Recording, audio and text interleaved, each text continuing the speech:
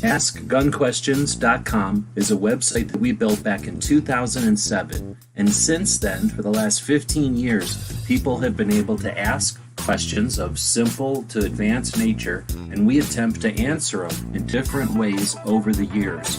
Join us now as we start a new series to answer gun questions. Hey, welcome everybody to the Ask Gun Questions show. So, got Clover joining us from Texas. Thanks for jumping in. Thanks for the invite. Yeah. And then Tony just ended the Polite Society podcast weekly bullet and got him a link. So we'll see if he's got time to jump in tonight or this afternoon as well. This is episode 49, and it's the episode just after SHOT Show. So I guess we could have done one last week, like while everybody's driving. Actually, no, we would all have been. Let's see where we would have been. We would have been, I guess we probably would have been just starting our drives last week at this time. We could have technically done this if we would have been on our ball. Where would Tony have been? Tony did the weekly bullet last week, so he was already at home. We totally could have done this show, but we didn't. But so this will be our first one coming back from SHOT Show. And I don't know, how many shows have you been in that are SHOT Show wrap-ups since SHOT Show this year? One, I think, maybe two. Okay. Yeah, not a ton of them. How about participated in, like, was in the comments of? I don't know, maybe not that many more, maybe 3 or potentially 4. Oh, okay. Yeah, I watched a few more than that, but I like SHOT Show, so I haven't done too many things talking about it. At least I have things about it that haven't been brought up yet, so I'll still be talking about it for quite a while. It was a good show. Lots of stuff happened. Lots of interesting stuff this year. Yeah, so I've got a lot. I come back. Obviously I come back later than most, because we had 3 days of travel basically. And so really didn't get to participate in anything that was happening, conversation that was happening immediately. And then you get back and then you've got things that you've got to deal with, on the home front from being gone for 11, 12 days. And then you've got, the content that's got to go out, and you've got to organize all of your stuff from the work you did at SHOT Show. And so, unfortunately, that does limit some of your time, at least for the first couple of weeks after SHOT.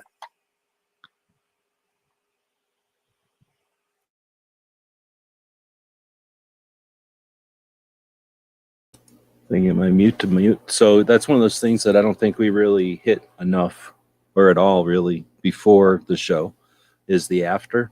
I think we might have addressed a little bit the idea that, you come back, leave a window for being sick or travel, or leave a window for people to like just get their own bearings. You can't come back and expect everybody else to be at whatever speed you're at. And that's part of any big industry thing. And it happens at every single industry thing at different scale, probably. Oh, yeah. But, somebody with a booth, give them an appropriate amount of time. Somebody travel in multiple states, give them a different amount of time. Somebody who's used to traveling, who lives out of a suitcase and is flying into a city that's easy to fly into and is booking right out, maybe back to their home base.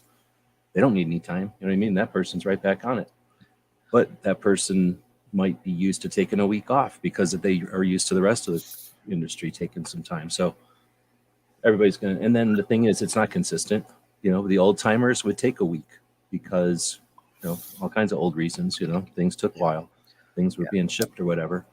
It probably took some time for gun shops to get back home and make decisions and then send stuff or fax stuff right. And now, like, let's go back to the hotel room and make decisions. By Friday, we're clicking stuff into websites. Orders are done. It's not like maybe in a few weeks we'll find out what the results of SHOT Show was. It's like Friday evening, we know how many guns we got to make when we get back home. Yeah. Or we know how many guns we're going to be transferred through the warehouse, and there better be more warehouse space by October, right? Well, I mean, typically the conversations that I have is like, hey, follow up in, maybe, a week to 10 days minimum. right? Is typically what I'm met with. And then so, I will, I've been getting everything organized and ready to shoot out because I've got various types of emails and attachments and things that go out to various companies and whatnot. So, it's just depending on the goal. And so I've been structuring and organizing that. And then come next week, Monday, Tuesday, Wednesday will hit, and I'll start sending that stuff out.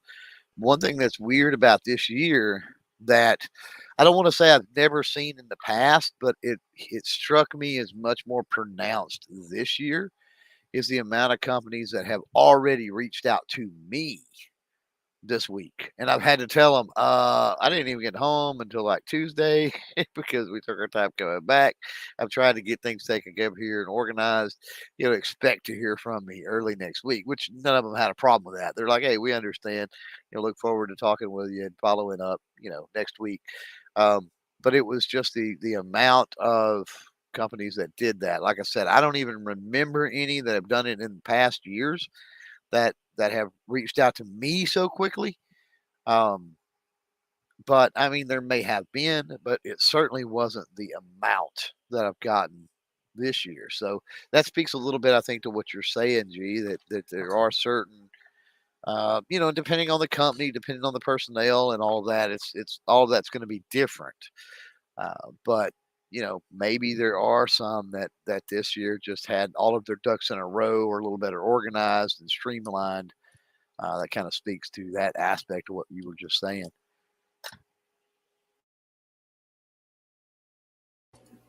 So we'll see if Tony jumps in, kind of farting around here at the beginning. We're really here to answer gun questions. So I'm starring a couple of questions that people have asked already, real questions. And then we have the askgunquestions.com as the intro said, where if you want to go to askgunquestions.com website I bought, I don't know, 2004 or 5 or something. You can ask a question there. It'll go into a database, and we look at that database and answer the questions from our different perspectives, our different experiences, and whatever. So we actually have done pretty poorly at that, but we had a pretty big industry event. We're all interested in going. We were all efforting to get there, and it took a bunch of our attention. So and then that'll happen because we're human and we're not completely scripted here, or not scripted at all, actually. So that being said, thanks to the people who are out there asking questions. And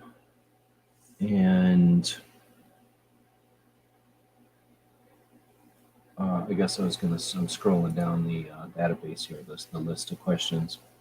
I should probably just start filtering it and try to figure out how to make it show up on the screen with the most recent ones at the top. I think we had a couple come in on a live side as well. Looks like you. Oh, there's a bunch coming in live, but I just want to not keep ignoring the ones that have come into the website. Yeah, we eventually got to take care of the list a little bit. True. So I'm just looking to see if anything on the list is like, what do you call it? Anything perishable or immediate. And they're just general questions. Actually, a couple of them might actually be from today or similar to the ones that are out here. Okay, so with that being said, kind of ask some general questions to Clover about how many reviews he's done of SHOT Show already. Let me ask another question. Do you plan on hosting any kind of after action? Nope. Any kind of other stuff, or are you just fleeing from SHOT Show like it's the plague now because it's over? Right. No, I mean there's just there's so many more things going on. There's plenty of people, especially the newbies, the rooks. They're really taking the ball and running it with a follow up, and I think that's great because it gives them an opportunity to reflect and war game and all that kind of stuff. And there's so much of that going on. I mean, I went in. I mean, everybody knows there's no secret. I went in with certain goals and objectives and whatever with the SHOT Show. In order to achieve those and for those to manifest throughout the year, there's a certain amount of work I've got to put in. There's also, I don't know how to word this without playing into the fear mongering and just the utter lies and lunacy that are out there with YouTube, but there's been some some drama in that area. And so I've considered, some videos, some lives, trying to figure out how to do some things to maybe address some of that. But at the end of the day, only so many people are going to listen. When a million subscriber channel says this, and this is going on, it's kind of hard for a 15,000 subscriber channel, even though I'm more versed, educated, and connected in that area. They've just got a bigger voice, and they seemingly have more clout. Like, there's no way, unless you know that I'm an honest person and I mean what I say, there's no way for me to have that authority over their popularity. My authority over it doesn't surpass their popularity, I guess. So, that's a thing I've wrestled with. Do I even bother?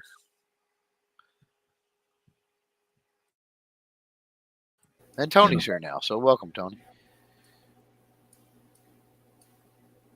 Oh, no, You're we're not muted. getting Tony. You're muted, bro. Oh, I just muted you. Oh, sorry about that. Hey, thanks, guys. I was running late. Yeah, dude. You're right. There are a lot of people out there giving information that's not even information. I don't even know what to say about it at this point. You're gonna have to do your own. You're gonna have to look deeper than your favorite talking head on some of this stuff. That's all I'm gonna say. Yeah, you're gonna have to look at people that have some type of connections, experience, education, and authority rather than just simple popularity. And if you don't know, you don't need to be even commenting on it, quite honestly. Yeah. At the same time, when you get to monetize, then YouTube is just like, oh yeah, you did something against our policy. In a month, you can ask for monetization again. You can't fix anything, but you can explain yourself. Then that's the facts. Like, that's where we're at. There's nothing you're going to be able to do to explain an arbitrary situation like that. And I don't think it has anything to do with popularity as much as these circumstances. And if YouTube is going to indiscriminately hit stuff like that, you can't. What are you going to do to explain that? That's just YouTube doing their giant ass thing. Oh, that's what you're talking about. I thought you were talking about some of the policies that these people were talking about, the political policies, and they were getting the things wrong. But okay. Well, that's valid too, Tony. Oh, I'm sorry. I really thought that's what you're talking about. Yeah, I've seen a lot of YouTube strikes on a bunch of different people all of a sudden. But I don't know anything about that, so I don't really comment on it. A lot. I will YouTube say this: policy changed or whatever. So whenever it hit, either robots or people just went out and wreaked havoc on it, and a bunch of people got hit by the new policy. So that's not true. There hasn't been new firearm policy. That's one of the lies, the whatever misinformation that's going around. There was some new policy that is rolled out. There hasn't been any new policy rolled out. What has happened is 2 years ago, a year and a half ago, some policy rolled out and people just ignored it and kept doing what they always done. They ignore policy. They don't read terms of service. People don't pay attention to that. The days of YouTube being cats kicked in the nuts, just upload a video without any thought and move on, those days are over. There are way too many creator helpers. Gee, you know this because, I've given you some insight on some of those channels and different things, but there's a reason that is prevalent and there's a culture is, the days of just goofing off on YouTube and expecting your channel to stay up, expecting to stay monetized. You have to treat it as a business, and with that you have to use all the different types of tools at your disposal, the connections, the forums, the help docs, the everything else, in order to know your field of expertise, your career, your job description, whatever you want to be, right? Like you need to know all of those things. And people, I get it. People create a channel, they upload videos and they do it. And especially if they blow up and they become a big channel with hundreds of thousands of subscribers without giving any thought to policy, just because they've skated by, they flew under the radar, whatever it might be. And then YouTube decides, okay, we're going to tweak this that way, the algorithm, and that way our reviewers and all this other stuff are actually enforcing policy the way that the way that it says, the way that it's written, the way that we intend, which is what they call the spirit of the policy, if you ever talk to YouTube in any kind of depth. And, people start getting hit, and People lie to you. I had somebody that come out last night and they text me and they said, "Oh, I had a video taken down and blah blah blah blah blah, and I didn't do this and I didn't do that and I didn't do this and I don't know why." And 5 minutes into the video, there was 3 violations that they point blank told me before I ever watched it that they did not do. Right? So that's what I'm saying. You can't, I get it. I get that you're going to hear big channels, small channels go, YouTube is picking on me. I didn't do anything wrong. But I'm telling you, with my experience with as many YouTubers gun tubers, let's say, not YouTubers, that I've worked with, you know, whether they're doing it intentionally or not, because let's be honest, if they just click the camera on and film a video and they show something or they say something, it's so natural to us, right? That we're not necessarily paying attention to what we're doing. And that's my point is we got to be deliberate and we got to be paying attention to what we're doing so that this policy compliant. And those people don't do that. And then so when they get hit, they're all, I don't know what I did wrong. I'm so offended. I didn't do I'm this. not I didn't do offended. that. And I'm it's just like, telling it like it is, dude. That you're right. Like you're saying all that stuff. It's not untrue, but YouTube is a bunch of people that are just doing stuff. And if they're going to enforce the terms of service in a different way, then what's going to happen is it's going to just move a shit ton of people from using the service. potentially, yes. Well, I it'll don't disagree with definitely that. do it. Yeah. I mean, it's been doing it, but now if they're going to, I mean, you're suggesting that people are going around doing whatever, and people are just doing whatever they're doing. Nobody's out trying to push boundaries. And if YouTube is going to say something you did in the past is now offensive, goodbye. That's basically what they did. So it's just a matter of time before that hits people indiscriminately over and over. It's either a automatic thing or it's an abuse thing, and no one's going to invest time in a platform that's indiscriminately going to knock you down.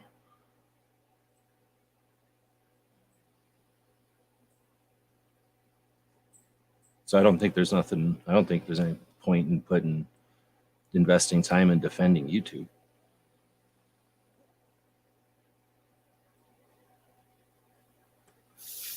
Well, I don't defend YouTube. I just tell it like it is as far as their perception and, like I said, what they consider the spirit of what they're doing and their policies and what I know is going on from the inside of YouTube. I don't defend their stuff. I mean, they should be way more lax with their policies than what they are. There's absolutely no reason for their policies to be the way they are, or in a lot of instances, be enforced in the way they are.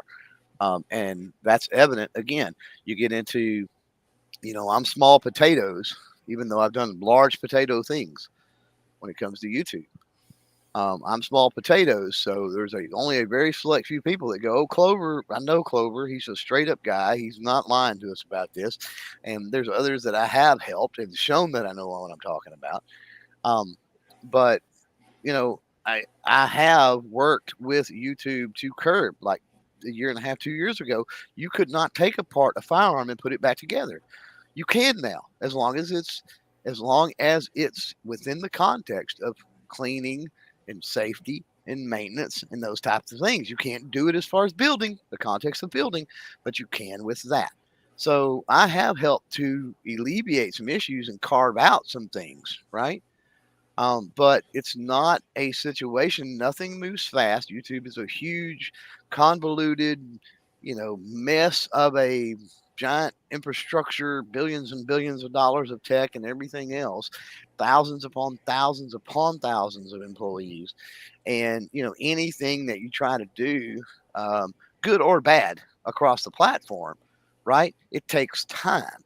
Even when we see inaccurate hits because of algorithmic changes, which algorithms can be manipulated for the good and for the bad, and we see that happen a lot. But those changes don't happen overnight. It's not like somebody throws up a video, the algorithm sees that one video and it automatically tweaks, or it's not like one person inputs a line of code and everything all of a sudden on YouTube automatically tweaks. It takes months for things to actually propagate in the system properly to where there's, any type of uniformity. And let's be honest, with just the vast size and the nature of YouTube, it's not it's not ever really going to be uniform because too many things are moving around at one time, right? It's I don't know a good analogy for it, right? But I want to say like herding cats, but I mean it's far, far worse than that with the amount of things that are going on.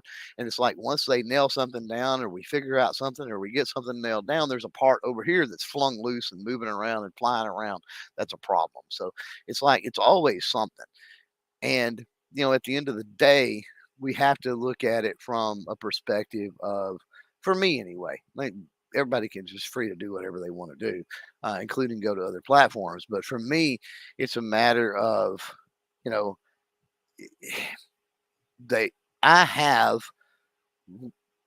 major tech and billions of dollars of infrastructure at my disposal, right? For my reach, for my message. So rather than fixating on things that I can't do anything about. I'm going to fixate on learning policy, trying to work within policy, figure out policy to utilize those billions of dollars of infrastructure to the best of my ability to get my message. There's nothing incorrect again than what you're talking about, but if you've got X amount of time to spend on a hobby or on a small business or on a project, and you've got different things that are pulling your attention, and the internet and social platforms is one slice of the pie that you have to take time and devote to, then spending an inordinate amount of time for one platform's finicky things that they're not consistent about. So in other words, you'll learn how to comply with their weird situation this month, and next month it's different. Next year it's different. And in this case, work on it for many years and then find out that you'd have to spend an inordinate amount of time to go back and monitor all your stuff. It's an indication that the platform isn't long term.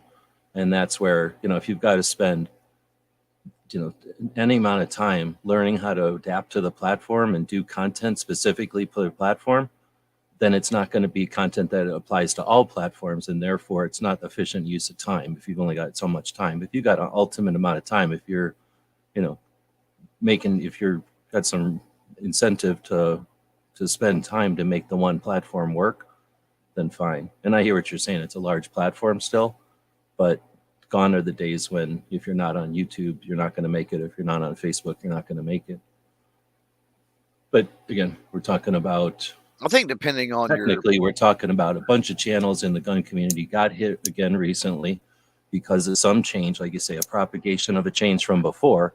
But regardless, it's futile to try to explain it to people who have no skin in the game. The people that are getting knocked down are people that have thousands of videos up over a decade, and they're going to do, we're going to react the way we're going to react, Right. But going into the first question that came up today, the gun question was from Eli. I have a question. What does normal bolt wear look like? So I guess a couple of different ways to start eating into this one or chewing on this one. So I'm assuming rifle because bolt wear, but I guess it actually could be a pistol question too. Normal is going to be, every firearm is going to be different with the operation and everything else. I mean, you've got metal on metal, typically contact points, that sort of thing. And normal wear to me is when I hear that, just as a general answer, I guess, is going to be a shiny spot, right? A shiny area. You're talking like metal on metal. When you start getting roughness, some type of pitting or some type of inconsistency, you run your thumb, you run your finger across it, something like that, and it's not uniform, right? There's a divot there. There's a I don't even know how to explain it, but I mean you can feel the wear. That may be signs of an issue, but unless you're running a bolt, unless you're running stuff just absolutely dry for thousands and thousands and thousands of rounds, right? Like a little bit of lubrication goes a very, very long way. And so I think with modern firearms with any type of quality firearm, and we're not talking expensive, of course. Obviously, if the metallurgy is lacking, if we're talking about, we've talked about Ring of Fire guns in the past. We've talked about, Saturday Night Special type stuff, cheaper, Zamek, cheaper alloy stuff, things like that.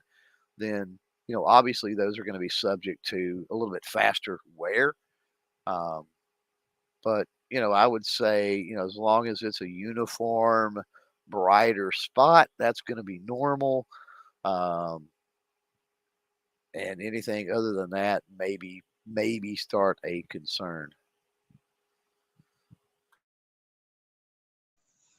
Yeah, I agree with you. I was wondering where to start myself. And yeah, it's like consistent where it's even. It shouldn't be sharp. It should just be like even wear, not as in something's getting gouged out. So I think what you said is pretty much the best. Um, just even wear over a period of time, and it operates still smoothly. Yeah, and maybe you just add to that, look at some other used ones, and it should be consistent amongst all the models, right? Like something about that design is going to Yeah. wear here, and if yours is wearing in the same place as every other one, you're in good shape. If yours is wearing way back over here, maybe have a gunsmith take a look at it.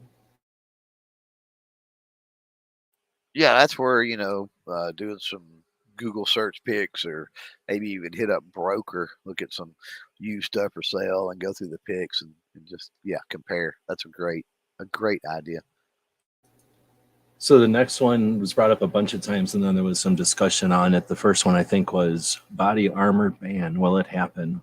So I'm only aware of them at a state level. I can't imagine any kind of national level. Is this a thing in New York right now that's having a state level one again? Is that why it's on the radar? I thought it was already banned in New York. Oh, okay. Then maybe it's New Jersey or one of the other states that's considering it. But I mean, Yeah, because was it New Jersey? New Jersey or New York, one of them. I'm sorry, I didn't pay attention to it. I did at the time. They said it was illegal to wear body armor in the commission of a felony, and that's how they did that. But then they started. I knew they were going after it and just making it illegal to own in and of itself. But a lot of stuff was going on at the time, so I stopped paying attention. But yeah, the most passive way to protect yourself from an active shooter, they want to get away. They want to get rid of it, and it's ridiculous. But people have this misconception that anybody with a body armor of any type is somehow a criminal or want to commit a crime. But at the same time, you see these same people looking at the bulletproof backpacks and things like that, and I'm like, hey, stupid, that's body armor. It's like, stop knee-jerk reacting, agreeing to everything that your politicians say with zero education. And that's one of the problems with these people is the same news program that for the last 10 years will have bulletproof backpack, bulletproof blankets. I know some of you might remember seeing those on some local news stories that the kids could hide under in the classroom. And I'm like, that's body armor. That's armor. They're trying to ban that too. What are you thinking? So you got to fight it like anything else, and you got to call your representatives and maybe get your gun group or your gun buddies or the guys you shoot with involved. And you got to make people aware that even the passive way to defend themselves against murderers that are shooting at them, the politicians are trying to take away from them. You don't have to go as far as I do sometime in my events by telling them these politicians need your dead body to push their political agenda. But that's really what's happening when they're trying to ban body armor. And they're going to hide behind, oh, it's going to make you safer because these criminals use body armor when they commit these mass shootings. And I'm like, so again, how is that my problem? Like in everything a criminal does, he drove a car there too. He also wore pants. I mean, Probably wore Right. shoes, maybe yeah, he socks. wore even. shoes. He had breakfast that morning. He had a fortified breakfast. Yeah. So it's like you're gonna have to start fighting back. You're gonna have to get your shooting friends involved. You're Well, gonna have to get your PTA involved, your mom's involved. You're gonna have to. This is when it's important to talk to people across the aisle, because this is passive. This is defense against murderers. Right. That is not an offensive weapon at all, and this is why it's important to talk to people who aren't like you. Well, it's also based on a fallacy, which, I mean, any anti-gun, gun control, whatever you want to call it, anti-freedom argument usually is based on a fallacy. But this is all based and predicated on a fallacy that body armor turns you into Superman and bullets just bounce off of you with absolutely zero effect at all. And I've never gotten shot while wearing body armor, and I'm not willing to be a test dummy to get shot while wearing body armor, even if it's blatantly obvious, right, that round is not going to penetrate. If you could assure me in every way, shape, form, and fashion, I still would not want to take the hit, the energy dissipation, everything else that happens with when you get hit. And that's just from me listening to stories both in real life, and through interviews and other things that I've seen with people that have gotten shot while wearing body armor. I mean, it's not a picnic, it's not a walk in the park. So even if you're talking about, we get into this whole idea, the most important thing is to get rid of these gun-free spaces, these gun-free zones. And if you do, regardless of whether that murderer is wearing body armor or not, you put 4, 5, 6 rounds onto that body armor, they're going to flinch. They're going to go down. They're going to give you an opportunity. There's going to be an opportunity there to close a distance and get the fool in a headlock, or kick the gun out of his hand, or do something, right? So there's still an opportunity there. But again, it's predicated on that notion that you put that on, and I mean, look at legs and arms and other things that are exposed too, right? But it's predicated on just for one, it turns them into Iron Man or whatever, right? As far as a federal level, to more direct to the question about that, on a federal level, and with the way that the current political makeup has been, and I think we've seen this with the lack of the red wave this last election that a lot of people were expecting, is I think we've come to a point, at least in the short term, as far as the government is concerned. I think we've come to a point to where we've got an equalization. I mean, we're probably not going to see wild swings for a while, as far as party power. And if we don't have any wild swings one way or another, right, with party power, and we look at the way that Congress works, the House and the Senate, we look at, of course, the presidency, because that makes a difference as far as pushing an agenda too. That with the filibuster, and this is why a filibuster is so important. With the filibuster in play, it is super hard, even if a party has power, albeit by a narrow margin, complete power as far as Congress and the presidency is concerned. With that filibuster in play, it's really hard to get things through, especially hot button things and hot button issues. There's little things, sure, and they chip away with little things as far as our Second Amendment rights and our freedoms. Yeah, they'll do that. They'll stick that into omnibus bills and budgets and all kinds of other crazy stuff. But something like an outright ban on an item, that's going to be a little bit different situation. And so, I don't really see anything on a federal level because of that happening for a while. So Or potential of that happening, I should say, for a while. I don't disagree, but I think that's why they bring it up. So the question was, will the body armor ban happen? And I don't disagree with your opinion of that, but I think the reason they're bringing it up is because of that. They know, and what Tony kind of said, they they depend on the just unawareness. I hate to say ignorance because it makes it sound like people aren't smart, but just the unawareness. People don't care about body armor. They watch it on movies or whatever, and they think everything you guys just said. So they play off of that. The politicians and the exploiters, they play off of that. And our goal, our job would be to educate. So in 2023, with as many videos as there are, we're talking about stupid YouTube being a jerk or whatever, but they've created a place for people to normalize sharing with video. And sure, we'll go to other platforms and keep sharing where they're not weird and too large to deal with nuance.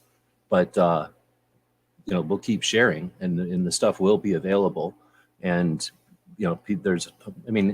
everybody who's had their hands on some old body armor or some free body armor or been encouraged to take some body armor and shoot it has done so and filmed it. So the reality of body armor is now pretty much there if they want to go look for it at all. Like they're having to rely on, just unawareness, which is a pretty big ask in 2023.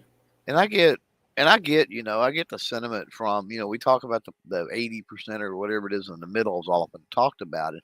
And so I really get the sentiment of why do you need body armor? Because I wrestle with that. I mean, I have some, yes, and I've played with quite a bit, yes. But I mean, I tend to fall into that category. Like I see very few, if any, situations where I need that body armor. The slippery slope we run into is, as Tony mentioned, is there are some very specific situations rather than the broad general, like, oh, everybody needs body armor, right? Is that there's some very specific circumstances where, yes, that is, can mitigate loss of life. It can be a tremendous asset, and then the bigger picture at the end of the day is freedom, is liberty, is the Second Amendment, is, that sort of thing. I mean, it's a defensive thing for the most part. And what are we doing? I mean, do we really want to go down that road of stripping defensive measures? Yes, they do. And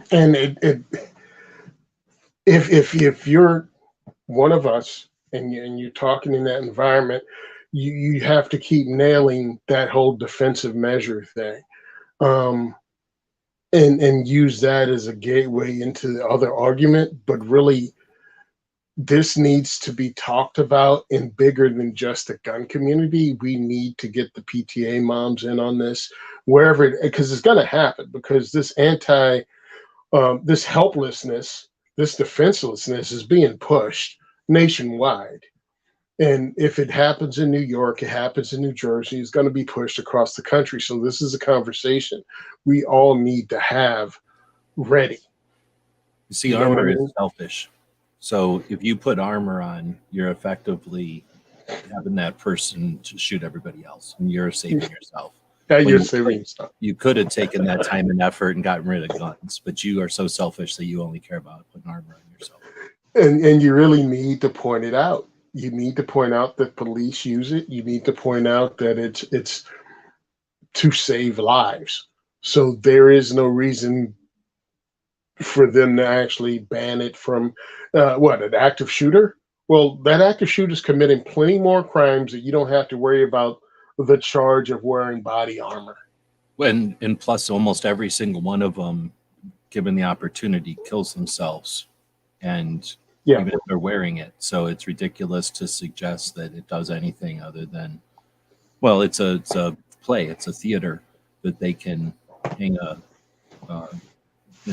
for sale sign on, or a donate here sign on, and create a rift. And it would, if it was like, hey, don't drink sugar soda or sugar cereal, right? Like nobody would care. But you're like, you guys are saying this is something that actually is, well, you guys say it's defensive. I think it's actually like selling lightning rods. So okay, you could get struck by lightning, right? So you could carry some kind of lightning rod on a backpack, right? You could. Somebody could say, how's passive? How about the word passive? Yeah, I like that better. Passive. Yeah, it's a passive defense against. I I just want That's- to say I don't think it's necessary, Yeah. but I don't have a problem with people wanting it. It's not going to save you. It's not magic. And just by owning it, you're not going to have the shot magnetically go to it or something. Yeah. So if you're going to spend any amount of time or effort trying to get somebody aware of the potential of the harsh realities of life, then get them to figure out how to crawl somewhere, jump over something, or be able that they can jump through a window comfortably instead of having a placebo, because that's all it really is a placebo. Now, certain people are like going to not be able to do all that. And if you can give them, well, there's something in your backpack that's going to help you, then all right, that's awesome. And I don't think that that should be taken away, but I'm going to stop before I say that's actually going to help anybody. It's a very, very It's a slight passive. that it might actually, it's a placebo more than anything, but I understand that placebos could be super important for some people. Well, it's a passive defensive measure. And to take that away and act as if somehow you're helping is a lie that's easily pointed out. But my whole thing is we as 2A people, as firearms owners, need to use everything that comes into our hands to fight this 2A battle. And that gets a camel nose under a tent in a PTA meeting. It gets you talking to the moms, because now you were that gun nut a second ago, but now you're the dude that knows about body armor when someone else is pushing an agenda, and you're going, yeah, it's a passive means to defend yourself. Why are they taking that away from you? It's not anything offensive about it. And again, if you're talking about school shooters or mass shooters, these people take their own lives when authority figures show up for the most part. So that's not a real concern. It's like when the police show up, these guys kill themselves.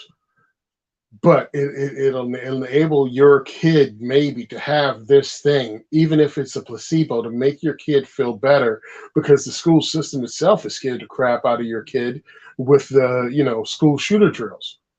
And the kid wants something, or you can give the kid level 3 armor, or even soft armor in the backpack, not even hard armor.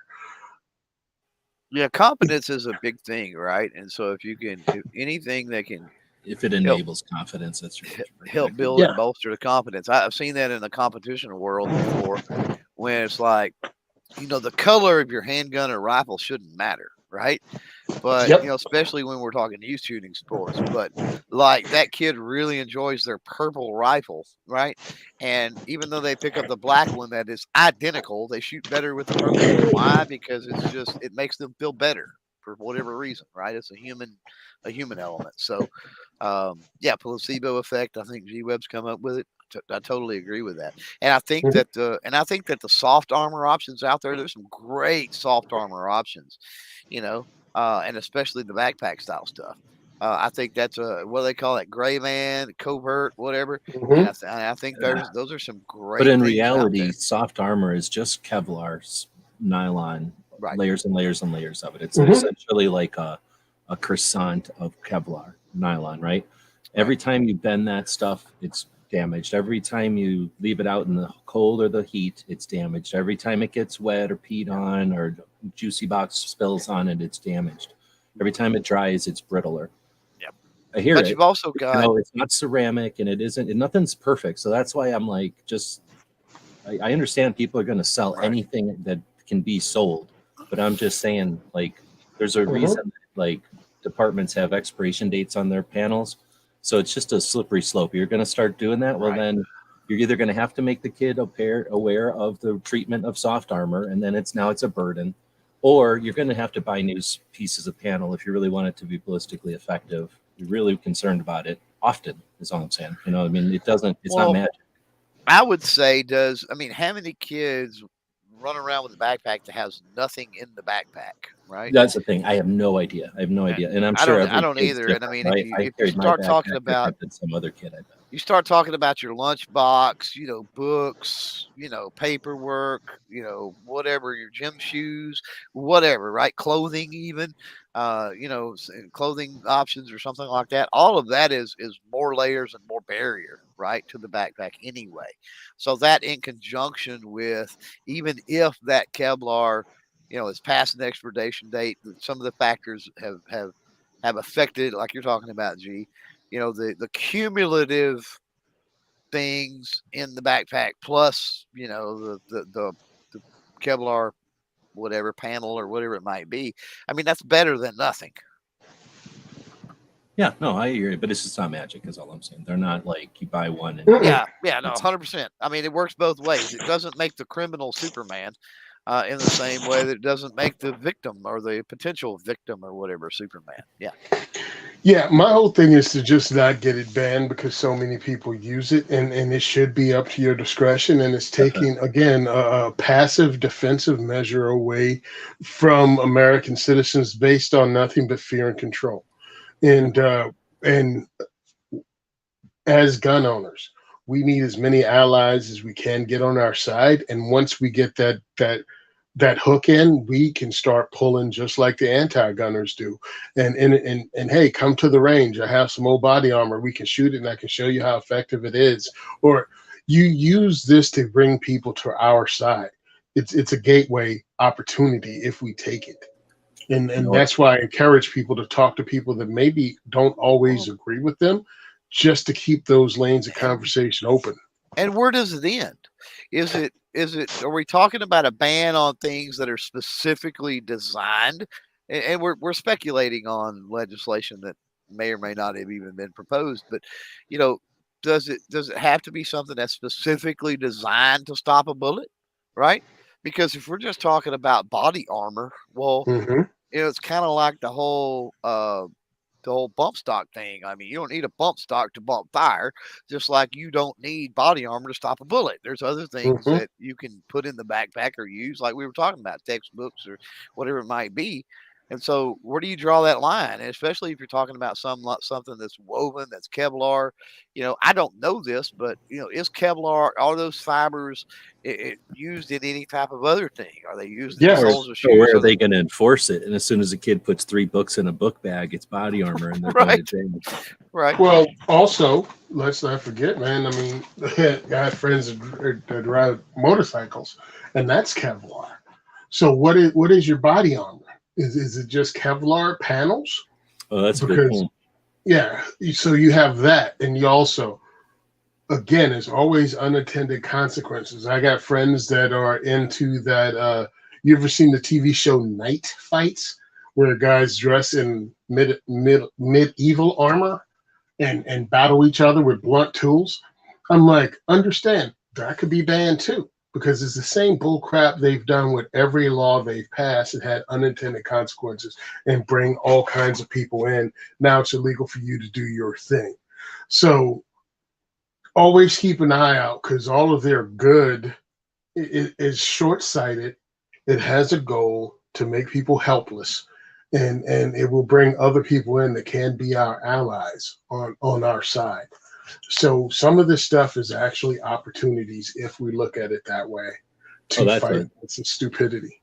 That was my point the whole time. Yeah, is that this is, no matter your feelings on body armor. So there's probably people that just plain up hate it, and people that think everybody needs armor all the time, right? And no matter where you are, you should probably, I think you should err on the side of you should be able to buy it or not, but have the choice and not. I'm just gonna throw this one up here. Weston says he said this earlier, just got back from the range. Son wanted to shoot the PSA AK. Nice.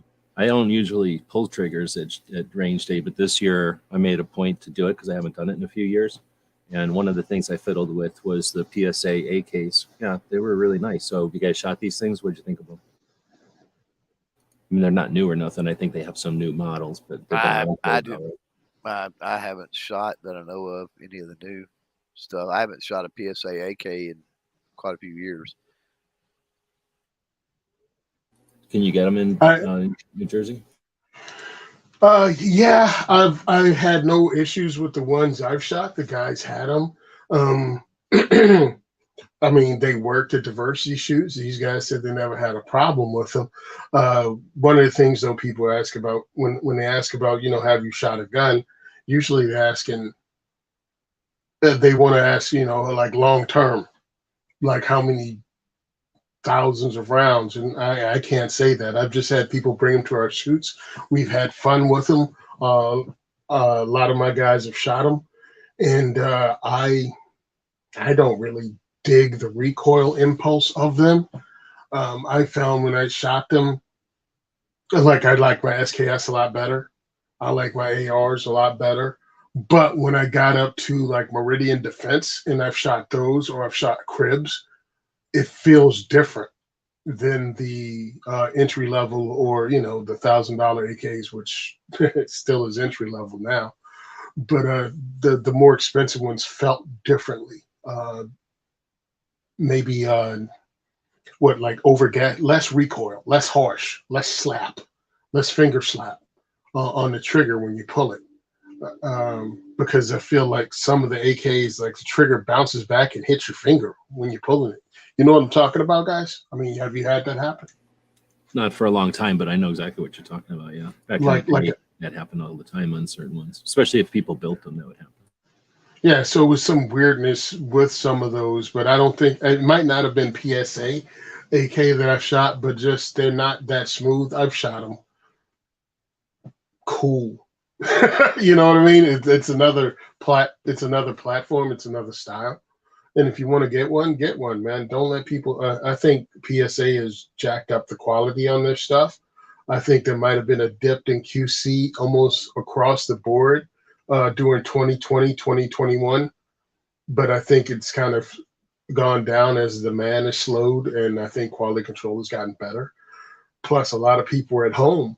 And if you produce crappy guns in the 2020, 2021 whole post-COVID time or COVID time, it got online rather quickly. And yeah, I people think had time to sit around looking and not just shooting them. Mm-hmm. And go online. Actually, had more time to sit around than before, and word got out. So I think this is a good time to purchase whatever you want. And from what I understand, I don't know the whole history of it, but PSA goes around acquiring other places. So they've taken on new places and incorporated them in. Or am I wrong? They've taken in companies, definitely. And they have to get through that company culture, and they have to, establish how PSA does things. All right, next up is DJ asking a question. Is it a good from live? So thanks to everybody who's joining us live. Got quite a few people out there being part of the conversation. DJ's asking, is it a good idea to cold blue worn spots on a Civil War era revolver? Ugh. I think he's kidding, but I guess you're allowed to ask the question. So is it a good idea? Question mark. That's the first part. Then cold bluing as opposed to like other things. So cold bluing, just the worn spots. So in other words, not stripping it down and doing a complete cold blue, but just the worn spots. And then, all those were just different questions. But then on a Civil War era revolver, that's a beyond the pale. So that's the part where I can't believe it's a real question. Yeah. So how do you guys want to chop this one up? Good idea. Good idea. A good idea considering it's a Civil War era. I would say no. Right. However, if you were going to do it, I would think just cold bluing the spots would be the optimal way, because that's gonna modify that, whatever, you know what I mean? That's gonna affect it less. You're doing less to it, right? As opposed to stripping it down, blasting it, rust bluing, hot blue, going through all that restoration process could actually hurt it worse. So I think that would, if you were dead set on doing it, that would probably be the way to go. But I go back to, it's not a good idea with that particular revolver. So you're saying the cold blue is because you can apply it to pieces as opposed to having to strip or just apply it to the whole piece. It's not nearly, and it's not nearly as destructive. Yeah, it's not nearly as permanent, I guess, as well. There's something to be said. I live right next to where they take the old airplanes and they just set them there because it's the desert, and it's hard desert, so they can just set it there. They don't sink into the sand or nothing. And then they all they do is put some really thick white paint over the glass and let them sit there. And then I think they go about 3 or 4 years. So they pull the white paint off and they fly them around and they put some white paint back on them, and that keeps them going. So is it that kind of thing? Like instead of letting it rust, put something on there. You know you can remove it because you've applied it, and it's not trying to skirt the value or do anything. You're really just trying to literally protect it for long storage, essentially.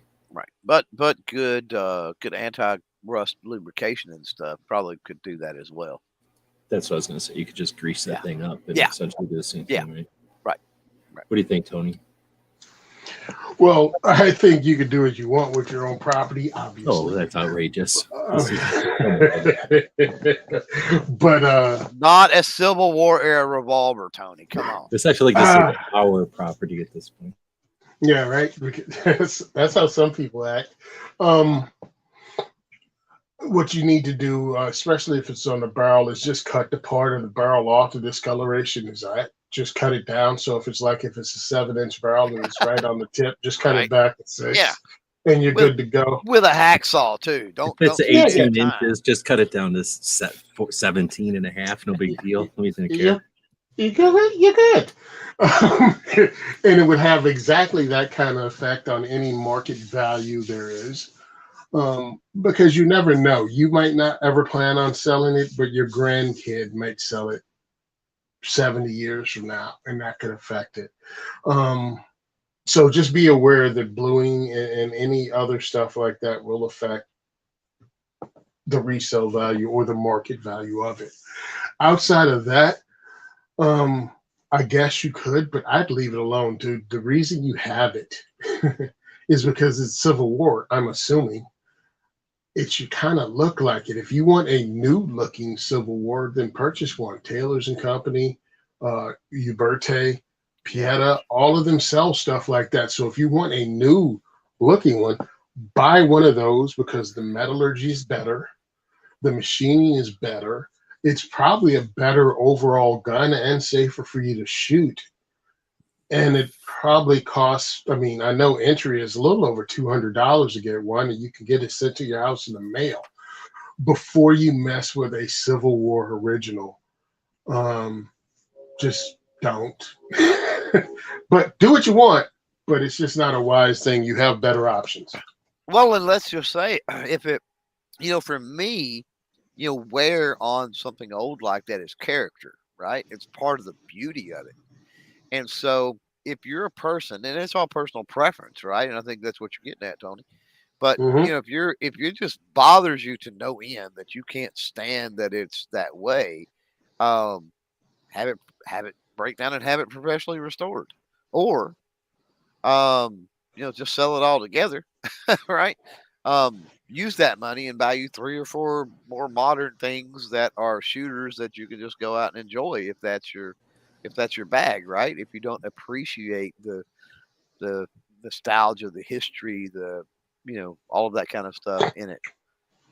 There's a bunch of different things you can do. If it's not something like your granddad's gun or something, your grandma's gun, true, then I would say that's got a lot of value. Go to gun stores and say, I'm looking to trade this for a nicer looking one, because you will find people that are looking for that for whatever reason. They've got another one and they want a second that has that same wear, and it's going to be a perfect match or real close, and they'd rather not try to make theirs look bad, and you don't want to make yours look good.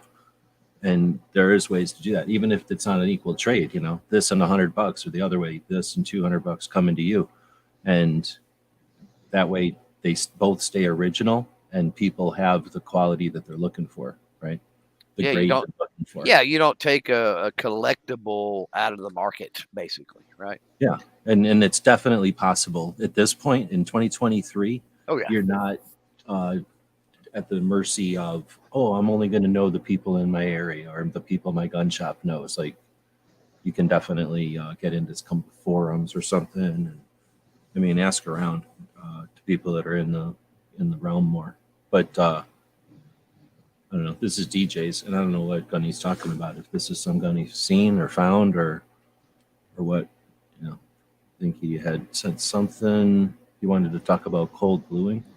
So do y'all have a favorite brand? I've had some experience with cold bluing because it's fairly inexpensive. It's essentially a controlled rusting. You wipe the area clean pretty clean of oil and salts and stuff, and then you essentially wipe some strong salt on there, I think, right? And then you leave it on for some amount of time, a couple of moments or an hour or something.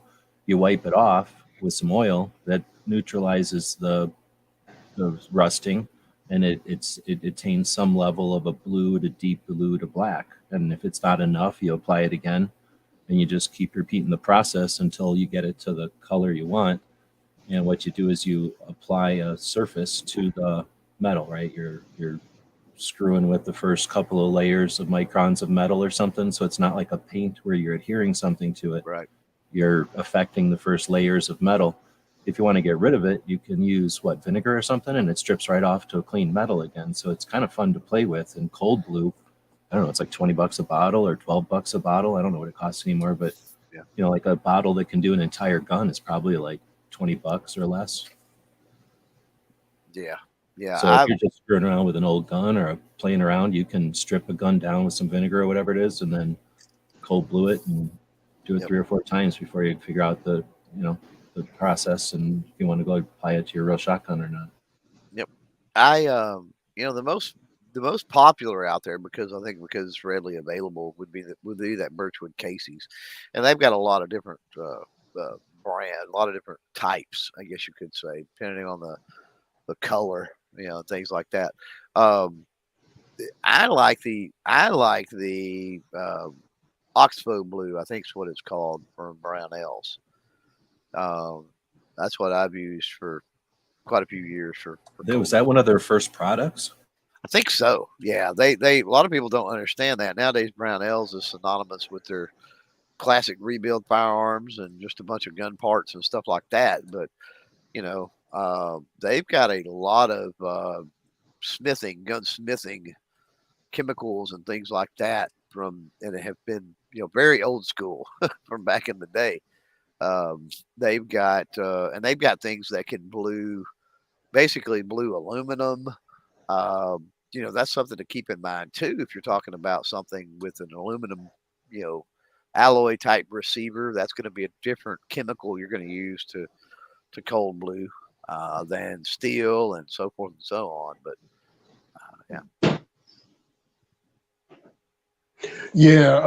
I've never used it. Always thought about doing something like that, and thank goodness. I mean, I was like, nah. Like, my stuff is my stuff. It looks the way it looks, and I got the Gen 2, Glock 19, and it has holster wear from where me and my FFL assume is New York Police Department. But I'm cool with the warm look on stuff from Honest Use. So I've never really used it. Yeah. The sad thing with newer stuff, and I say with newer stuff, it's been going on for quite some time, decades. But how many things are not even blued anymore, right? And you get that wear, you get that the finish issues, and they're some type of paint, right, or something like that. And you don't have that. Was one of the cool things about old school firearms that were blued, is at least you could what's the not patch them up, but spot touch it up. I guess we do patch it up. Yeah, right.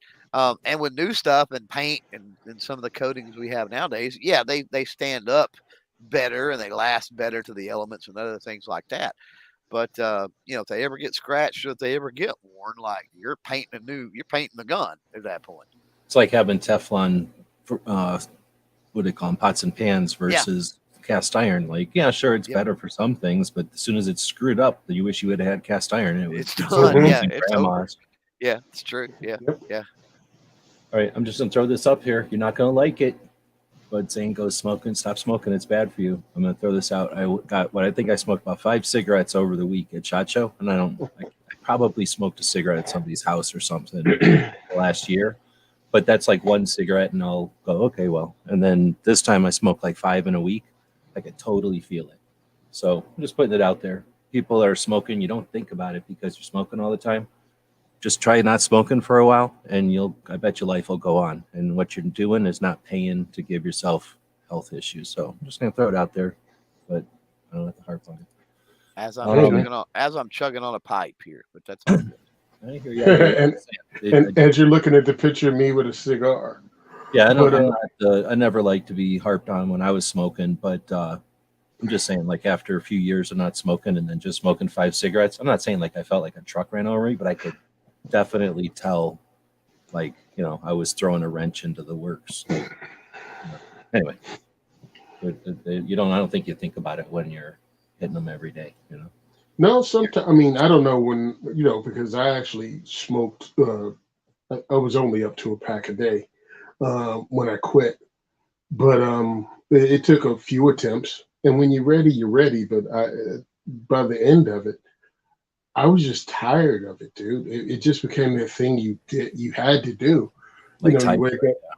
Yeah, yeah. You wake up, you have to have the cigarette. Then you'd eat breakfast and you had to have the post meal. So you had cigarettes every time you finished eating.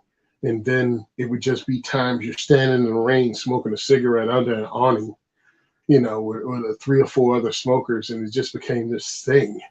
And That's I the got part I tired. liked about smoking is when it's Social. older, yeah, and then the social part. Yeah, the social part, but you know what? You still got that social part, and then the extra money. I quit when it hit $3 a pack. I mean, that tells Yeah. you how long ago I quit. But the finding that money in your pocket, it's like, wait a minute, what? Oh yeah, I didn't run out and buy a pack of cigarettes today. I haven't bought cigarettes all week, so that money started Right. adding up that I could spend on other things. But hey, look, quit when you're ready to quit. You know it's not good for you. You know everything about it. Do you? Yeah, I just Yeah, thought I'd throw it out there.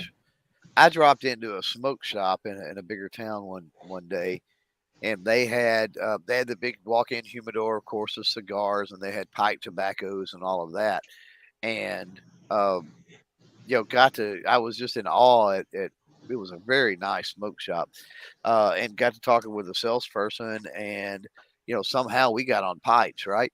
And I did buy a pack of smokes, but he had conned me into buying, a couple ounces of pipe tobacco and I think it was like a $15 or something hardwood pipe, and that was the last pack of smokes I ever bought. It's been pipe ever since, mainly because of the price is where it started, but I enjoy. Um, I don't know. I It's definitely enjoy it. more interesting. There's more to do, and I it's like enjoy it something more. you Yeah, it's your breathing, the draw. There's certain things, and you're getting very little nicotine depending on the types of pipe tobacco you smoke. So that's not even a thing. So I've learned it myself that I don't Jones Hmm. as much as I used to because the pipe tobacco I typically smoke is an aromatic, which is very, very low nicotine. And so, I've conditioned my body where I don't have to have that nicotine. So we can drive it. I can go 4, 5, 6 hours easily without smoking. I can pack a little small bowl and take a few draws and, I'm good to go. Right. Um, so big difference. And then since you're not inhaling and cigars, same way, you really mitigate a lot of the risks by not inhaling. And then also you've got with cigarettes, everybody knows the amount of chemicals and nasty that goes into cigarettes and cigarette production. So you've got that aspect too that you get away from. So um, yeah, I mean, at the end of the day, you got to do you. I mean, it you know, peaceful. What is it? Peaceful slavery over dangerous liberty. Like, everything Hmm. comes with a risk. We're allowed to go skydive and bungee jump and swim with the sharks and whatever. And you do you. At the end of the day. Yep. Never going to try to convince anybody to not just look. I quit on my own, not because anybody forced me, because I got tired of it. And I think I quit a total of 3 times or stopped smoking because I used to say I'm not a quitter. Uh, I'm not a quitter, but I decided to stop smoking cigarettes, and I mean, I have no idea how long ago $3 a pack was, but it was definitely in the '90s, um, probably mid '90s, when I stopped smoking cigarettes, and I only started smoking cigars in 2020, and yeah, I hadn't smoked one since Vegas. Um, since I was in Vegas at SHOT Show when we were chilling in the back, me and one of the guys, And again, it's a fun social thing, hanging out, but you're not inhaling like you did with a cigarette. I had one when I was hanging out with Rob Pincus when he was celebrating releasing his PD-10. So that's the Yeah. kind of thing that I did. And Well, and I don't know. I mean, I've never once gotten negative connotation from smoking a pipe. And you know, and all the trips, you know, and I'll stop, you'll fuel up, I'll pull over to the side and, you know, like I said, pack a little bowl and you know, just sit there and chill for a few minutes or whatever. And if anybody ever walks by, they're like, "Oh, that smells amazing." That you're not going to hear that when you're puffing on a cigarette. You know what I mean? yeah, The mhm. looks you get a lot of times when Well, you're some puffing of on a them, cigarette. like fruity vapes, you probably could get somebody go, "Oh, that smells Oh, fruity." you probably could. This is true. This is true. All right. But Well, I don't need to make yeah, it a non-smoking, Oh uh, no. whatever public thing, but I do want to put out there that don't succumb to the peer pressure of 9mm. That's something that it is a decision, and you can quit. Son of a gun. See, why look what 9mm did to Tony. why So, have 9mm when you can go 10? That's what I say. so next up, we got 3 that we'll hit here, and if we're missing any, let us know. Mike says, thinking about getting into reloading for my 38 Special and 357 Magnum. Is it worth doing? Might be able to Nice. buy some of the equipment off my uncle that used to reload. Well, yes, and that's a fun one. 357 is my second favorite caliber to reload because it's been known forever. It's big physically. It's not like you're looking through a microscope to play with it, and it's not like a shotgun shell either. And you can definitely, there's a range there. You can have a lot of fun with the guns, and I mean, you got lever actions and revolvers there. Technically, a couple of semis even, and yeah, just a lot of spectrum. I think, right? Is that the way to say it? Like a lot of ways to load that up. A lot of different projectiles. I would think 44 Magnum I like better, but this is my second favorite. I would say that unless you need to load 38 special, like you have 38 special specific revolvers, you know, like don't mess with it. And even to an extent, I mean, that's a good combo because I don't even load that much 357s. I've got a lot of 38s, right? And I've got a few 357s. So I'll typically load 38 special, and that's what I'll shoot even through the plinking around in 357. But you've got a lot of great, really cheap cast projectile options that are out there. So cost wise, super duper cheap. Or, you know, even if you want to take it a step further, I do a lot of casting myself, double end wad cutters specifically for 38 special and 357. So you add that other dynamic of, you know, now you're, you know, melting down lead and casting and lubing and do all of that kind of stuff. So, you know, you're really producing those rounds from the ground up, which can be rewarding, can be relaxing too to get out there and do it. If you're casting, obviously you want good ventilation, you want to know what you're doing and all that kind of stuff. But yeah, I agree. I mean, great rounds as far as the cases go, as far as the sizing and everything else. They're straight wall. They've got that nice big rim on them. Which they hold into shell holders really nice when you're deep priming and priming them and all that kind of stuff. Yeah, the longer cases, unlike the short and inferior 9mm, They longer last for a cases. while, right? They don't wear out right away. This is true because they're using a revolver. Yeah, you're not extracting. One of the biggest things that gets wears out brass is semi-automatic extraction, and you don't have that with revolvers. So I've got revolver brass that there's no telling. I mean, I don't even keep track because you can literally load it as long as you're not loading it super hot. You can literally load it dozens of times easily without any problem. Yeah, I don't reload. I wish I did because my FFL gave me the reloads for my revolver, so I could actually introduce people to shooting with my 357 using 38. Dang, what's the one? Wad cutters, yeah, 38 wad cutters that are almost baby loads, but it allowed people to shoot this firearm, and I mean, he just gave them to me, which was awesome. So yeah, it's inexpensive.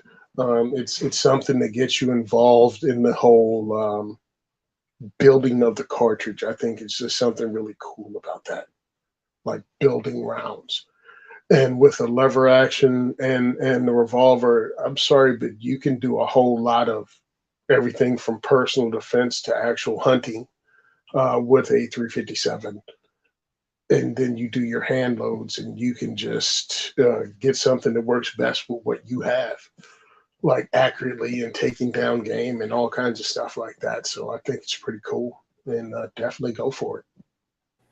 And if you're just taking it to the range to shoot, like you can take a 357 out to 100 yards and still have fun trying to hit, a target at 100 yards and shoot really accurately at 50. Like it's a fun, it's an accurate round.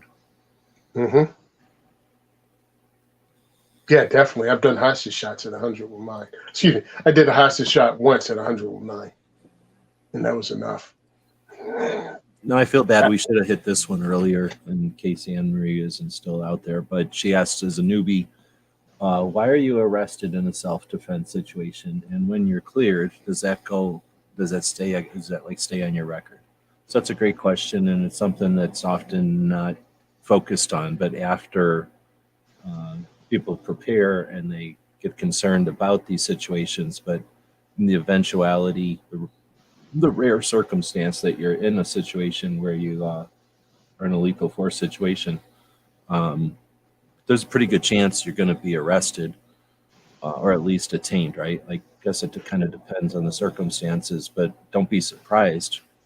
I'd say I would almost go ahead and say anticipate an arrest while they decide what's all going on. And why? Because unless there's some kind of audience, nobody knows what the hell's going on, and everyone kind of assumes that, they can't take anybody at their face value. They're going to investigate and do not maybe interrogations, but interviews to determine what's going on. And I don't know. What do you guys think? I think it's a great question. I'm glad she brought it up, and that's why I like talking to new shooters, and especially women, because it's just a different thought process than dudes. Many of the guys, new firearms owners that I've trained and have come to our events, have watched so many action movies and cop movies that they think you can shoot someone, and an hour later you're back on the street, and it's not how it works. The reality is, more than likely you will be arrested or at least detained, because the truth has to be determined, or the facts have to be determined, and just plan on being detained if not arrested. It also depends on where you live, and the thought process of the police there, and the detectives there, and the prosecutor there, and how they see personal self-defense. And it could be a thing. That's why it's important to have these supplemental insurance. I know some people don't buy into it, but a good shoot is a good shoot. And many of these things, they will pay for your lawyers. You got to look into which ones are necessary for you. But the reason they do it is because they have to figure out what went on. Was a crime committed? Is anybody going to get charged? Those are things that have to be found out. And that can't be really done quickly, because they're going to get your story, the person you shot, if they're alive, their story, witnesses and what they heard or think they heard, video surveillance from maybe, if not your Ring doorbell, your next door neighbor's doorbell. There's a lot of information out there, and that's why it takes some time for people to collect it. So that's why you're going to get arrested or detained.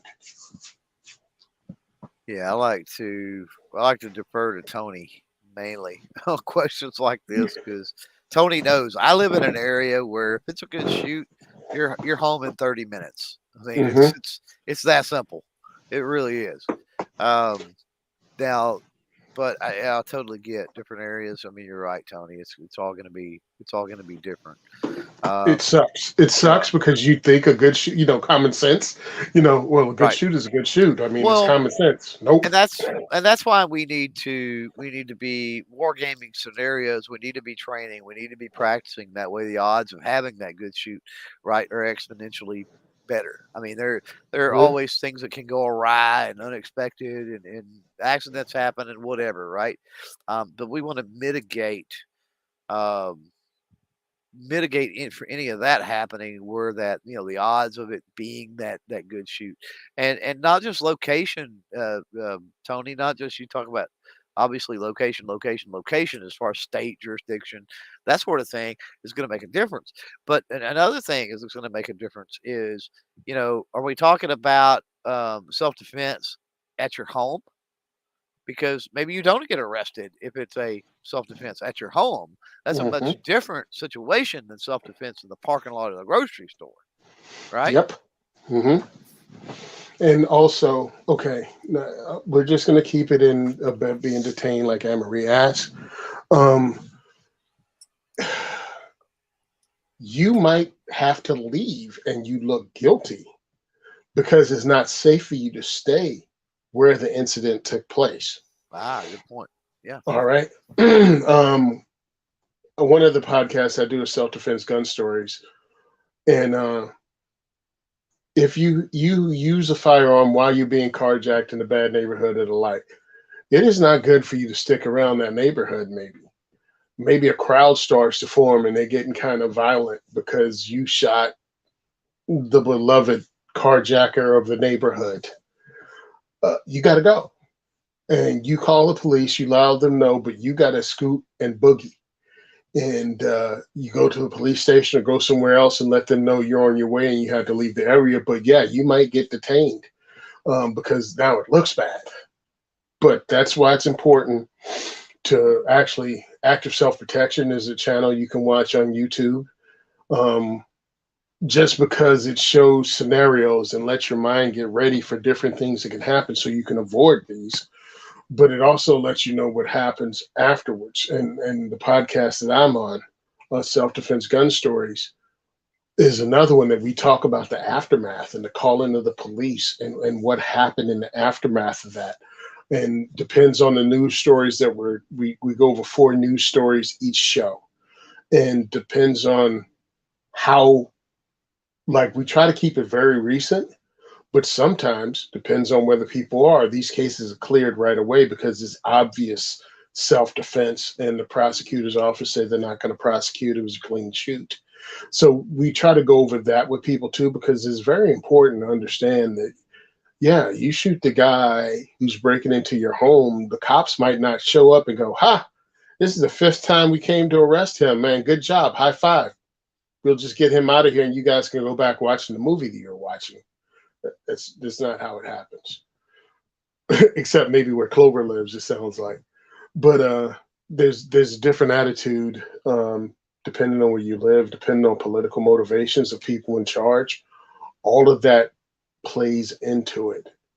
So again, look into this supplementary insurance, because also your homeowner's insurance helps. But when you have lawyers available that are Second Amendment and firearms related lawyers, those are different than guys that are used to just helping out career criminals. You know what I mean? Out of arrest. So it's important that you look into these other things, or at least be aware of them, because like G. Webb's has looked into it and done studies on it, and has information. Where you have it On in Minuteman University is Minuteman definitely University. confusing because they're like apples and pears, and you know what I mean. It's not quite Mhm. apples and oranges. It's like kind of similar but not. And anyway, there's a Look lot of in, variables there where they are covered and what they cover, and since they're not all exactly the same, it actually takes some effort to kind of compare them all. But yeah, the there's a lot. weird part in New Jersey is we only have one option. If you look at that, we only have one option in this state, and that's U.S. Law Shield. Um, so, but look into them, because USCCA is one of them, And the thing about it, even if you don't get it, USCCA has a lot of books and a lot of material. And I know it's well written because it's written by my friend Beth Alcazar. Some of it is. So they have well written books and articles to educate the new shooter. Matter of fact, Beth has a book out directed directly at the new female concealed carrier. Um, so, yeah, look at USCCA's library of books just to learn about concealed carry because Anne-Marie is a newbie. And that is a source of information also. And they're also probably the ones that are written most recently. There's other books, but they're going to be written, throughout the 90s and early 2000s, and laws have changed and things have become like more, I don't know, like things have evolved, right? Like initially it would have been like, oh, you're a lady, you carry a revolver that your husband gives you in your purse. Yep. And Beth, it's evolved slightly since then. Beth sent me this book a little over 2 years ago, if not under 2 years ago. So that is a newish book, and you can just check that out over at USCCA, their website. They have a library available, and you can purchase books from there. Oh, and if you don't know, because I think the three of us know Beth Alcazar, or know of Beth Alcazar. Beth is a firearms instructor out of Alabama. She's also part of the DC Project Second Amendment Women's Group, and she works with, of course, Alabama Second Amendment groups there. She's also a writer and a mom and an awesome lady. Yeah, she was essentially doing a bunch of stuff for USCCA at SHOT Shows. Yeah, I ran into her at the party. I saw her in the green room, and we hugged and said hello for a few minutes. But I was on my way to the floor, and she was coming in, and then I saw her at the party that USCCA had, which was a fun party. As someone that doesn't drink in public, they had great music, awesome food, and free beer on tap from a bunch of different taps. Actually, it was free alcohol as long as it was a mixed drink. Was it at a place or just right there in the hallway where they're at? Oh, it was at a place called Paris. Oh, at an actual place. Yeah, that really looked cool. That was one of those, we pulled up in an Uber and it felt like a Las Vegas moment. You just saw the Eiffel Tower on top of the building and all the lights, and it really looked impressive. What night was that? Tuesday, Wednesday. Tuesday. Okay. Yeah. Was it on the terrace under the Eiffel Tower? Okay. Yeah, they were. You had to go outside. You didn't go to the guns.com, right? No, I didn't go to guns.com. That was at Paris. Yeah, that was at Paris. Okay, so at Paris, because they had an outside one too, that you go outside and up the steps on the side, and we got invited, which is really awesome. Yeah. Huh. But yeah, I hope that helps out, Anne-Marie. Shoot, anybody go check out their library of stuff because they are newer books. They're better than some of the old school NRA stuff that, got the guy with the hat with the flaps on the ears. When you talk about, modern gun technique, modern shooting stances, modern shooting techniques, I think all that's kind of important. Oh, I didn't give you a thumbs up. Hold on. Here you go. Hey, don't forget to give us a thumbs up on the show. Okay, found my. So the end of her question though was when you're cleared, does that go on your record? And I think Tony had brought it up earlier that unless you're convicted, it doesn't. It's not a conviction. It's just it might be on the record, but it's but depending on if you apply for a job later on, they dig into your background and some other stuff. Yeah, it'll be there, but there'll be a way to explain what happened as opposed to a conviction where it would be a felony or whatever. Correct. Yeah. Yeah, and understand, I say this because everybody won't have the same reaction to you defending yourself with a firearm. Oh, okay, that's totally understandable. You did what you had to do. That's not everybody. So yeah, it will be on your record, even if you're cleared of it and you didn't do anything wrong. But people still have their opinions on personal self-defense, and whether and a surprising amount of people, surprising to me at least, somehow don't believe you should be able to defend yourself with a tool, like with a firearm. They somehow think that's bad, but they think grabbing a hockey stick or a bat is somehow morally superior than using a firearm to defend yourself and your family. So there is also going to be that out there. So you will have to face that bias also. I was surprised by it too, but yeah, that humans are human, and they do and say stuff that doesn't even make sense logically. I'm gonna switch gears. We're at 90 minutes, so we'll start bringing it down on the runway here, or landing it here. Let's see. Mike says, I figure that you've already answered a number of times, but since your demonetization, how do you want? Oh, I didn't even read this one. Appreciate that. Patreon. So we're probably gonna, the YouTube monetization isn't like a massive amount of money. It's a couple of $100. It's really the functionality of the super chats. So our old videos brought in a couple of $100 or something a month, depending. I don't know. There's always the potential that somebody might, like an old video can go viral. And if it's a monetized old video, you might actually see a couple of $100 out of nowhere. That'll happen. It doesn't happen on the regular, and it's just a nice thing to experience once in a while.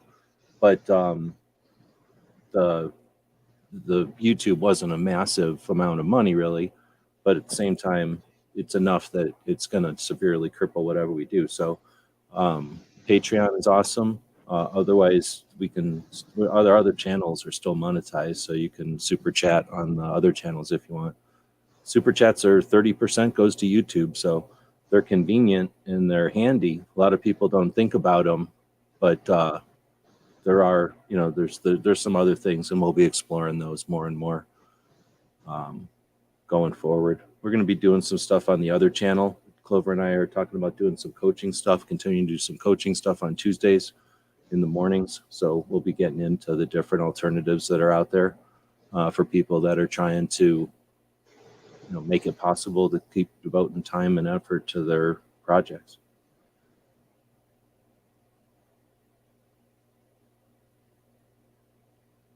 Did you see any other questions that I'm missing in here?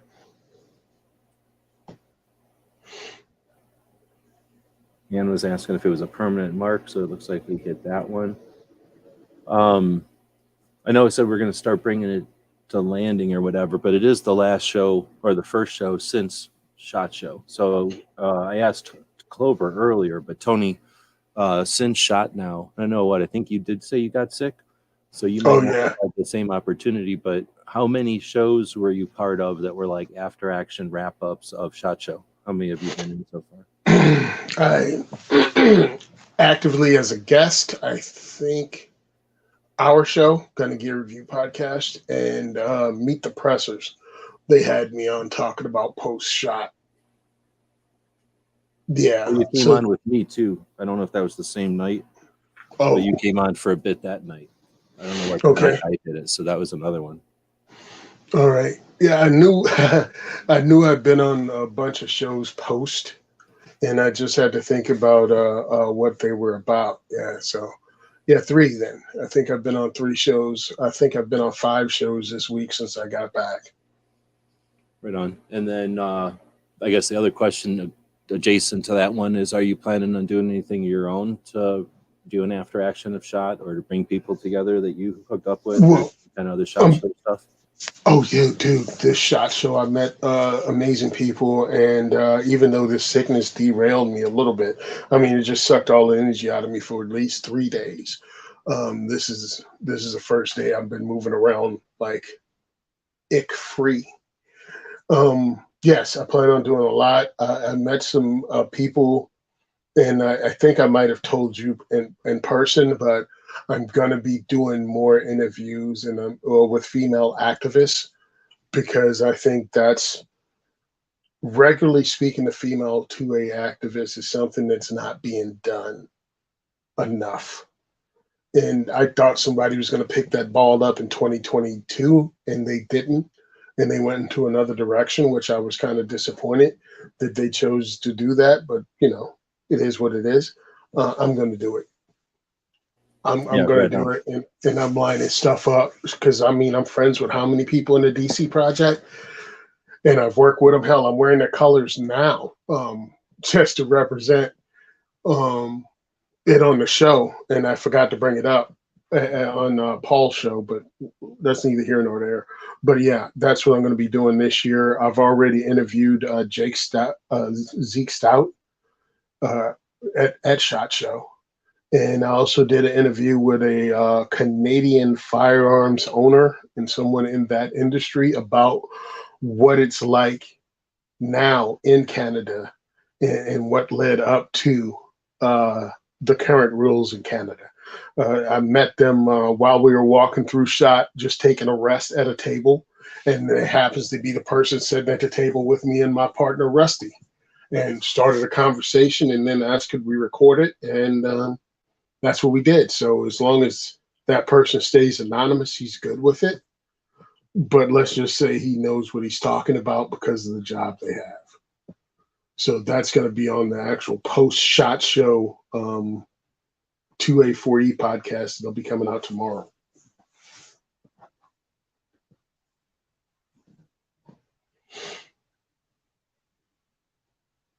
Oh, I don't know. I halftime I don't go on mute because then that happens, and then I leave everybody hanging. I'm looking for my dang mute button. So let's see. I don't know. I don't want to keep harping on SHOT if everybody's past it, but at the same time, it was a giant effort for a lot of people, and I'm all for giving it as much reach or as much as possible. I don't think it's perishable. It's it's just content. I was super surprised, and Pink gave me a set of microphones where you plug it in the bottom of your phone, and then you put one to you and you put one on the other person. Yeah. I forgot this is called, but I was super impressed listening to some of the videos from Range Day, which we know is super windy, super loud. I don't think there's any way to describe how loud it was out there with the gunfire and everybody yelling, and then the wind and the flapping of everything. It was just super loud, right? And those mics made it sound like people were just not quite in the studio, but just crazy. But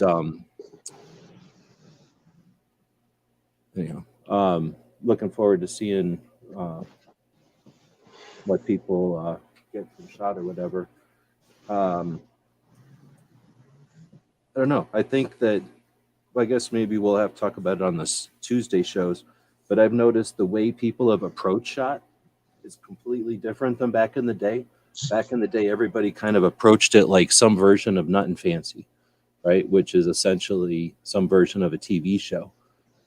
Now people are taking it in different directions as they do booth walkthroughs or product shorts. Look at how Gizzard is doing it compared to years past, right? With kind of basically wiggling a knife around or a gun around in a YouTube short. And I can tell you, I've filmed, I keep saying, I think 800 files. So I don't know how many videos that is, something like 200 videos. And I would just walk up to a booth and go, do you care if I film a bunch of shorts? And they either knew what I was talking about because everybody else had been doing it, or they just didn't care, right? And I could just sit there for, I don't know, how long does it take you to film a 1 minute thing for 30 knives, half an hour?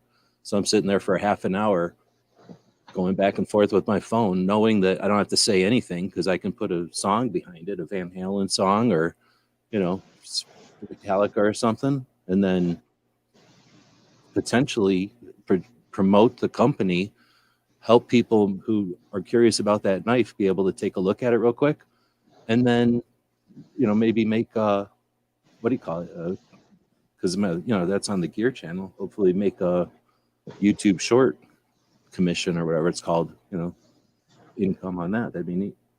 So just the I don't even know if that's evolution. I mean, it's just the development of the way shot is covered. I don't know if that's worth doing a whole show on or not, but that kind of stuff I think is super neat. So just give us some feedback on that. I don't know, Clover, what do you think? Is it worth a whole show on that kind of stuff, or?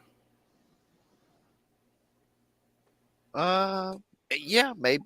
Yeah, maybe.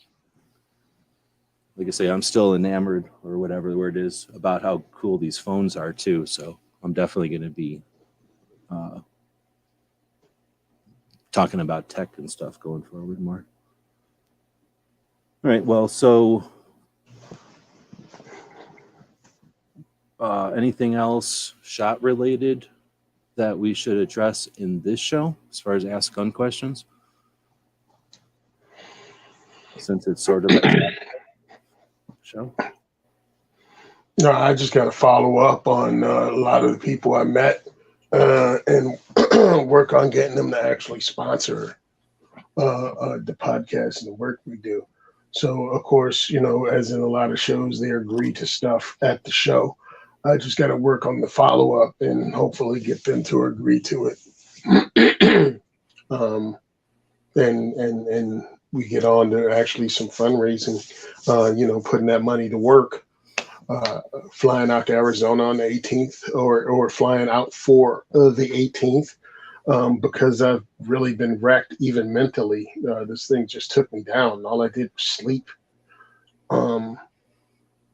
To set up to do a diversity shoot out there, figure out what date we can do it and run the time together so we can get it done, because I can't wait to take on doing a diversity shoot out of my comfort zone, working with new people in another state.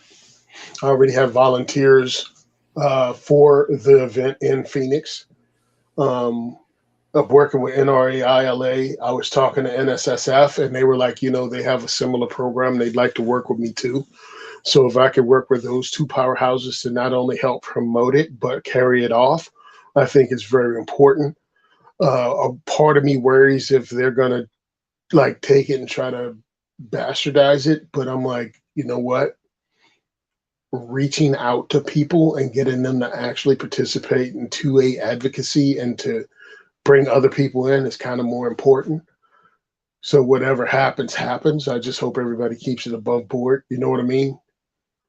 Yeah, I mean, I understand what you're saying. I just don't know in what direction they might take it, but I hear what you're saying. Like without knowing, so they all of a sudden they want it to be completely weird or something, that could be frustrating. That could be frustrating, but I think it's worth taking that chance because I think the mission is way more important. Bringing people into this and having them be effective advocates. Just bring them in, bring people in, teach them firearm safety, get them over that hump, make them more comfortable, get them to know people, and break up the stereotypes, the negative stereotypes about firearms owners. I think that's all way more important than me going, well, what are they going to do? Take my t-shirt idea? It's like, look, let it go, dude.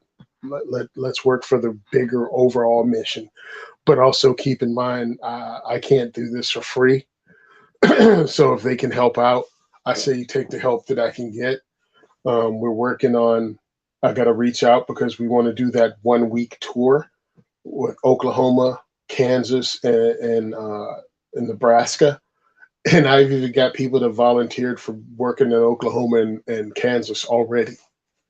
So it's just putting it together, getting the dates, getting people on the same page, and then arranging, the finances to fly out there and also make sure we keep doing the diversity shoots here every 2 weeks. So follow me on social media if you want, and that will be the best way to be kept update, especially on my Instagram and Twitter. I mean, wow, I kind of launched into the closing without even meaning it kind of worked, I guess. So I was kind of beating around with the SHOT Show stuff anyway, I guess, because like I said, this was really to Ask Gun Questions show. It's just that it was the one after SHOT, so it's just kind of and that kind of just led in a circle because I did discuss this with NSSF at SHOT Show. No, yeah, exactly. Yeah. So, and we were winding up anyway. So, Clover, how do you want to take it down that similar path then as we wind up? SHOT Show. What's the word? Like any closing thoughts, SHOT Show stuff, and then what you got coming up? I mean, just on my part, I mean, things seem to be lining out to where it looks like it was productive and goals are met and all of that, and that seems to be the case for a lot of people. So that's always a great thing as far as what I've got coming. Oh, there's so much, right? That I've got one more video drop from actual footage from SHOT that I've got to get out. I think that was 5 videos total, which doesn't seem like a lot, but considering. And then, I've got, I think, 30 or something like that, 35, I want to say, potential guests lined out for the podcast season, the early season, which hopefully will kick off in, mid-ish February. Hopefully Tony will come back in and we'll talk FUD on another episode again because I enjoyed that. But yeah, I mean, only going to be 18 to 20 episodes in that, and I've got 30, 35 contacts potentially for guests. So should not have a problem filling those up. That kind of speaks to the accomplishment of everything. But yeah, look for the podcast coming up mid February. Obviously, we're going to have some talks moving forward. If there's anybody out there listening that's having YouTube troubles, reach out to me and I'll try to help you like I have so many other people over the last week or so. Right on. So again, we'll wrap this one up with thanking everybody for joining us on the live part. If you're listening to this in the afterwards as either a podcast, because I sometimes do put the audios of this up on the podcast feed as sort of a bonus to the Daily Gun Show, I guess. Or if you're just listening to this as a video in the future, feel free to leave some comments. We do read the comments that come in. Don't get that many of them. Super sticker for €5 or something. That's much appreciated from, I'm assuming, over on the Daily Gun Show side. Thank you for that. And we'll be back in about a week to address some of the questions. Thanks to Woods for dropping some questions out there. There's actually 1, 2, 3, 4, 5, 6, 7, 8, 9 different people out there just in this last, in January that have asked questions. So next week we'll get right back to actual questions, unless, we're going to call this a special show because of SHOT Show and everything. And we all just were hanging out. Wait, did we all 3 hang out together? I don't think we did. We weren't all in the same room at the same time. Oh wait, No. at the FPC thing, we were all in the same room at the same time, weren't we? Nope. Actually, no, because you and I were there, and then I was on my way out the door when Clover came in. Okay, so we were almost all in the same room. And we might have been in the media room at the same time, but we never actually did do some kind of Super Friends fist bump for the Ask Gun questions. Oh, that's No. true. Yeah. Yeah, We could have, I suppose. But anyway, we'll do that next time. When's the next time we'll all 3 be at a thing? Probably till, well, unless you guys are coming here to Phoenix for gun rights policy, I'll probably drive to Phoenix for that. I can't, unless I can get my shit together. I just had another couple of $100 get taken out of what was already a dwindling income stream. So I don't know what I'm going to end up doing. I either have to become really good at flying a drone or something, or spend a lot less time doing this stuff. But I can't imagine, unless I start doing something more productive, I don't see me traveling. So I think the next time we'll hook up is either at Gun Rights Policy or SHOT Show again. Yeah, I mean, hopefully if we raise enough money, I have no problem getting to Phoenix. Well, actually, yeah, we'll be. Well, yeah, but Clover won't be here. He has Clover. our Arizona citizens. Well, our Arizona Rally Day.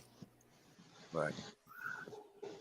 Yeah, then I'll be, I don't know, for me, I'll be several places, but, You're pretty much going east for everything now. Yeah, I've got Shooting Sports Showcase in Talladega in March. April will be Tulsa and NRA, and then there won't be anything until potentially later in the year. USCCA, Tulsa, some of that stuff. But yeah, Well, I'd like to go to Tulsa, but that's still 1,600 miles each way. So, oh yeah, Oh, well, I'll be in Tulsa in May if this works out. does that coincide with the Wanamaker or no? no, No, April. it doesn't. It's- yeah, April Lame. is Tulsa. Oh, you know Yeah. what coincides with Wanamaker? I hooked up with the person who runs the ammunition gun show. There's like a gun show specifically for ammunition collectors. Right. So it's not really a gun show; it's a collector show for ammunition people. And that's in St. Louis the weekend. I can't remember if it's the weekend after or the weekend before Wanamaker. And I'm like, oh, does that coordinate with Wanamaker? He's like, no, it's the weekend before. I'm like, what the hell, dude? What do you think? Like, how else could it possibly better coordinate? I mean, they're actually a distance apart from each other, so you'd want some time in between. But anyway, Right. so that would be my fantasy trip, is to get to that cartridge collector show, which I've been wanting to go to for years. And then that would get me to the BB gun museum, the Sanders Museum, the Panhandle Museum that you keep driving by in Texas that you refuse to go to. I go back to Tulsa and Woolaroc, and then obviously 45th Infantry Division and Cowboy Museum. That would be a pile of museums just on that leg. And then depending on which way I come home, hit Texas museums or Dragon Man. Yeah. So that would be the ultimate trip. But in that trip, I would barely only see Clover and Wanamaker probably. Yeah. And that would take a lot of money. I'm not doing that trip unless something changes. Well, let's see. I'm gonna start flying a drone around, be really good at it. So maybe we'll start selling a bunch of drones on the other channel. See what happens. Right. Mm-hmm. $5 every time somebody buys a drone. I need is a couple of Yeah. 100,000 people to buy a drone, and I'm set. Right. Yeah, right. And Raid Shadow Warriors, you could do that. And Battle tanks or whatever. Yeah, World of Battle Tank, Tanks. NordVPN. I mean, you got all kinds of things. And there's always feet pick, Right. only feats. I'll definitely be doing some drone stuff from SHOT Show on the other channel, the Gear channel, because there was some crazy, awesome drones at SHOT Show. I don't know if y'all were paying attention to that kind of stuff. Not really. No, And I don't know where drones are, like what they're showing us compared to what actually exists. Because usually SHOT Show is pretty cutting edge, but you know it ain't. You know, spies have different stuff than what they're showing us at SHOT Show. But the stuff they're showing at SHOT Show is pretty freaking cool. Yeah, I was so running around trying to do that, the business of 2A4E and then Yep. also make it worthwhile content, for the interviews, that, yeah, I kind of miss out on the fact that there's a whole law enforcement military half a floor or floor that will have that information on it. And you can see some really cool stuff about the possibilities, man.